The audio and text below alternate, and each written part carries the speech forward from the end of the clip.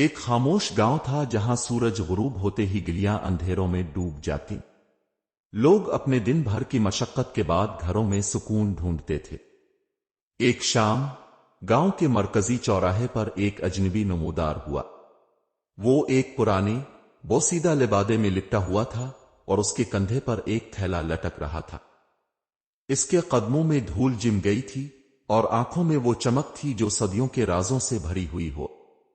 سننا چاہتے ہو چاند کی کہانی؟ اس کی آواز نے خاموشی کو چیر دیا۔ گاؤں کے لوگ جو اپنے کام ختم کر کے گھروں کی طرف جا رہے تھے راگ گئے۔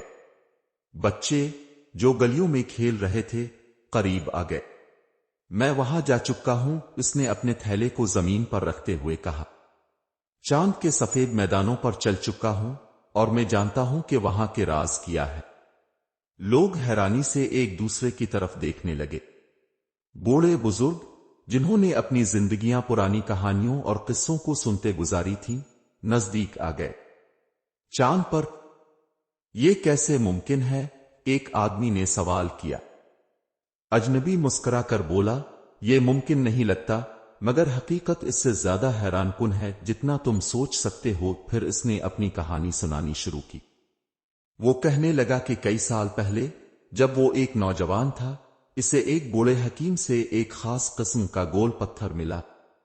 وہ پتھر چاند کی روشنی سے چمکتا تھا اور اس کی مدد سے وہ چاند تک جا پہنچا۔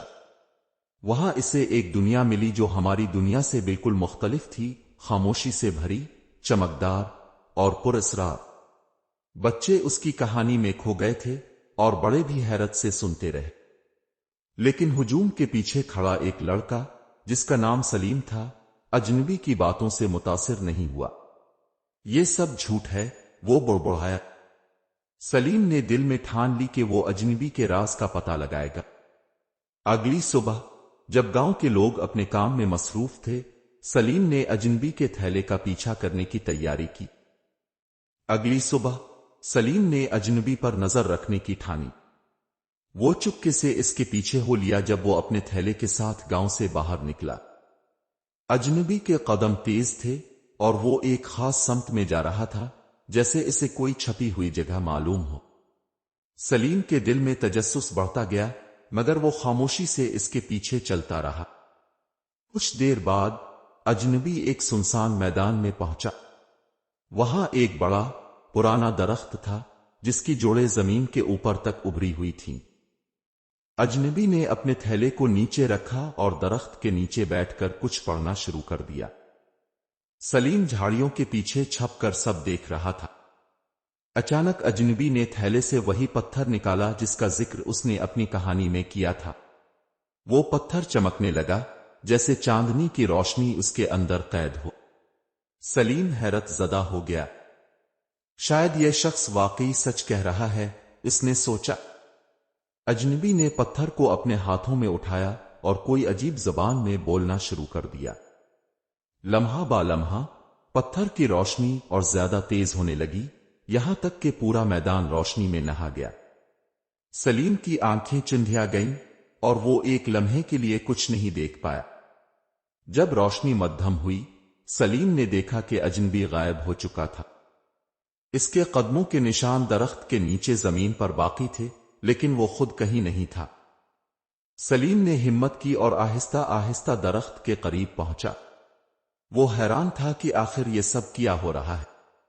اسے یقین ہو چلا تھا کہ یہ پتھر جادوئی ہے اور اجنبی واقعی کسی پراسرار جگہ پر گیا ہے۔ لیکن سوال یہ تھا کہ وہ کہاں گیا؟ اور اگر وہ چاند پر گیا ہے تو کیا واقعی وہاں ایسی دنیا موجود ہے جیسی اس نے بیان کی تھی؟ سلیم نے درخت کے نیچے زمین پر پڑے پتھر کے نشانوں کو غور سے دیکھا اور ایک فیصلہ کیا۔ وہ جانتا تھا کہ اگر اسے حقیقت کا پتہ لگانا ہے تو اسے بھی یہ راز جاننا ہوگا، مگر کیسے؟ سلیم کا دل بے چینی سے دھڑک رہا تھا۔ اس نے درخت کے نیچے زمین پر جھک کر ان نشانات کا جائزہ لیا جہاں اجنبی پتھر کے ساتھ بیٹھا تھا۔ نشانوں کے بیچ میں ایک چھوٹا سا گڑھا تھا جس میں کسی چیز کے دھنسنے کا اثر دکھائی دے رہا تھا۔ سلیم نے وہاں ہاتھ لگایا تو مٹی نرم محسوس ہوئی، جیسے کسی چیز کو چھپانے کی کوشش کی گئی ہو۔ وہاں سے اس نے ایک چھوٹا عجیب سا نشان دریافت کیا جو کسی شعلے کی شکل کا تھا۔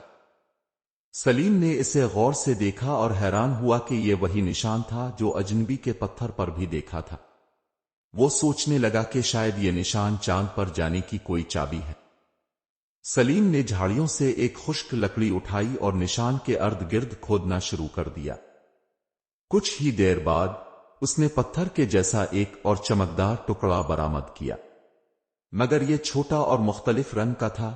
ہلکی نیلی روشنی اس میں جھلملا رہی تھی۔ یہ تو بہت عجیب ہے، سلیم نے خود سے کہا۔ کیا یہ پتھر بھی اجنبی کے پتھر جیسا ہے؟ کیا یہ بھی مجھے چاند کی سیر کروا سکتا ہے؟ اس کے دماغ میں سوالوں کا طوفان تھا، لیکن اسے اپنے شک کا جواب جاننا تھا۔ اس نے پتھر کو مضبوطی سے تھاما اور اجنبی کی نقل کرتے ہوئے کچھ الفاظ ادا کرنے کی کوشش کی جو وہ پہلے سن چکا تھا۔ پہلے تو کچھ نہ ہوا، لیکن چند لمحوں بعد پتھر کی روشنی بڑھنے لگی۔ سلیم کا دل زور زور سے دھڑکنے لگا اور پھر ایک زوردار جھٹکے کے ساتھ اسے ایسا محسوس ہوا جیسے زمین اس کے پیروں تلے سے نکل گئی ہو۔ آنکھیں بند کیے وہ عجیب سے شور اور روشنیوں کے درمیان خود کو بھٹکتا محسوس کر رہا تھا۔ جب شور کم ہوا اور روشنی ماند پڑی تو اس نے آنکھیں کھولیں۔ یہ ایک ناقابل یقین منظر تھا۔ وہ ایک ایسی جگہ کھڑا تھا جو زمین سے بالکل مختلف تھی۔ چمکتے ہوئے نیلے آسمان کے نیچے زمین چمکدار سفید پتھروں سے بنی ہوئی تھی۔ فضا میں ہلکی سی روشنی تھی جو نہ تو سورج کی تھی اور نہ چاند کی۔ یہاں ہر چیز خواب جیسی تھی اور وہ حیرانی سے سب دیکھ رہا تھا۔ اچانک ایک نرم سی آواز نے اسے چونکا دیا۔ خوش آمدید مسافر۔ سلیم نے پیچھے موڑ کر دیکھا تو وہاں عجیب سی مخلوق کھڑی تھی جو نہ انسان تھی نہ حیوان۔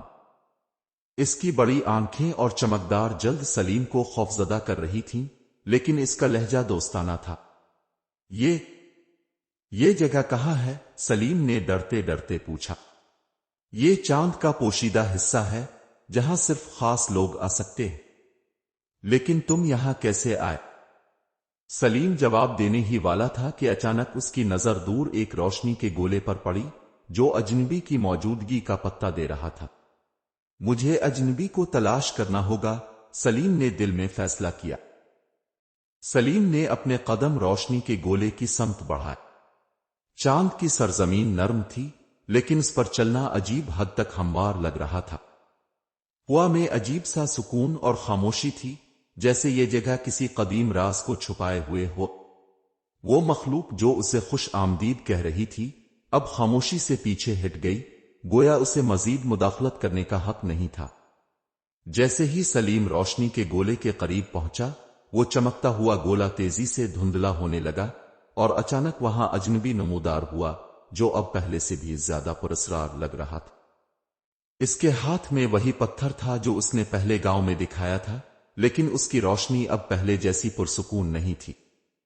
تو تم یہاں تک پہنچ گئے، اجنبی کی آواز گونجی، لیکن اس میں حیرت کی بجائے ایک عجیب سا سکون تھا۔ تم کون ہو اور یہ جگہ کیا ہے؟ سلیم نے بے خوفی سے پوچھا۔ اجنبی نے ہلکی سی مسکراہٹ کے ساتھ جواب دیا، میں وہ ہوں جو کہانیاں سناتا ہوں اور ان کے راز چھپاتا ہوں۔ یہ چاند کی پوشیدہ دنیا ہے جو صرف ان لوگوں کے لیے کھلتی ہے جو حقیقت کو جاننے کی جستجو رکھتے ہیں۔ لیکن تم یہاں کیوں آئے ہو؟ میں نے تمہاری کہانیوں کو جھوٹ سمجھا اور یہ ثابت کرنے آیا ہوں کہ تمہارے دعوے غلط ہیں، سلیم نے اعتماد سے کہا۔ اجنبی نے قہقہا لگایا، سلیم، حقیقت اور فریب کے درمیان فرق کرنا مشکل ہوتا ہے، لیکن اب تم یہاں ہو اور یہ جگہ تمہیں وہ دکھائے گی جسے تم نے کبھی خوابوں میں بھی نہیں سوچا ہوگا۔ پہلو میں موجود زمین اچانک کانپنے لگی اور وہ منظر بدلنے لگا۔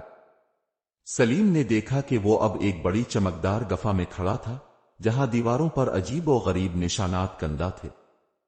ان نشانات سے روشنی نکل رہی تھی اور درمیان میں ایک بڑا آئینہ رکھا تھا جو نہایت شفاف اور چمکدار تھا۔ یہ آئینہ تمہیں وہ دکھائے گا جسے تم جاننے کی کوشش کر رہے ہو، لیکن خبردار، سچائی ہمیشہ آسان نہیں ہوتی، اجنبی نے کہا۔ سلیم نے آئینے کی طرف دیکھا اور اس میں ایک منظر نمودار ہوا۔ وہ خود کو گاؤں میں دیکھ رہا تھا، لیکن یہ گاؤں خوشحال اور پرامن تھا۔ لوگ ہنس رہے تھے اور ہر طرف خوشحالی تھی۔ لیکن پھر منظر بدل گیا اور اس نے گاؤں کو غربت، جھگڑوں اور مشکلات میں گھرا دیکھا۔ یہ کیا ہے؟ سلیم نے حیرت سے پوچھا۔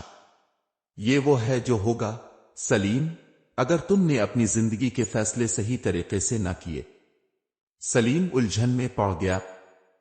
تو کیا میں اس سب کو بدل سکتا ہوں؟ اجنبی نے ہاں میں سر ہلاتے ہوئے کہا، تمہارے فیصلے تمہاری تقدیر بدل سکتے ہیں، لیکن چاند کے راز ہمیشہ ان کے لیے نہیں ہوتے جو لالچ یا غرور کے ساتھ آتے ہیں۔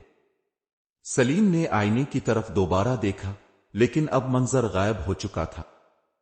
آئینہ سادہ شیشے کی طرح نظر آ رہا تھا اور اجنبی بھی غائب ہو چکا تھا۔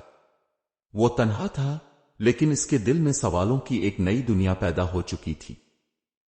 سلیم نے آئینے کی طرف ایک بار پھر دیکھا، مگر اب اس میں صرف اس کی اپنی عکاسی نظر آ رہی تھی۔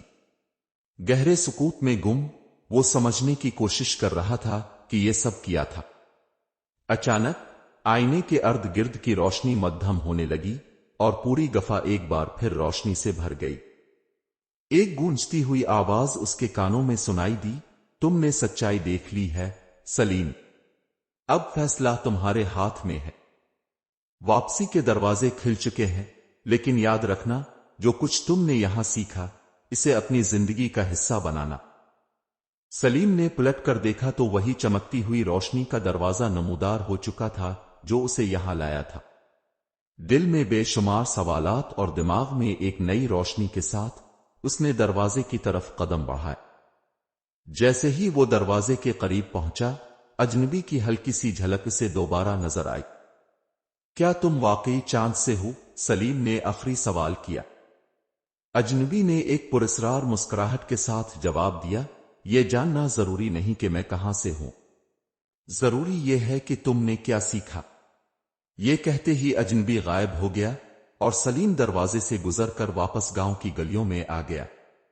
وہ وہیں کھڑا تھا جہاں سے اس کا سفر شروع ہوا تھا، لیکن اب اس کا دل و دماغ ایک نئی حقیقت سے روشناس ہو چکا تھا۔ گاؤں کے لوگ ابھی بھی اجنبی کی کہانیوں پر گفتگو کر رہے تھے، لیکن سلیم نے ان کہانیوں کو اب ایک مختلف نظر سے دیکھنا شروع کیا۔ اس نے اجنبی کی کہانیوں کو سننے کے بعد اپنی زندگی کو بہتر بنانے کی کوشش شروع کی۔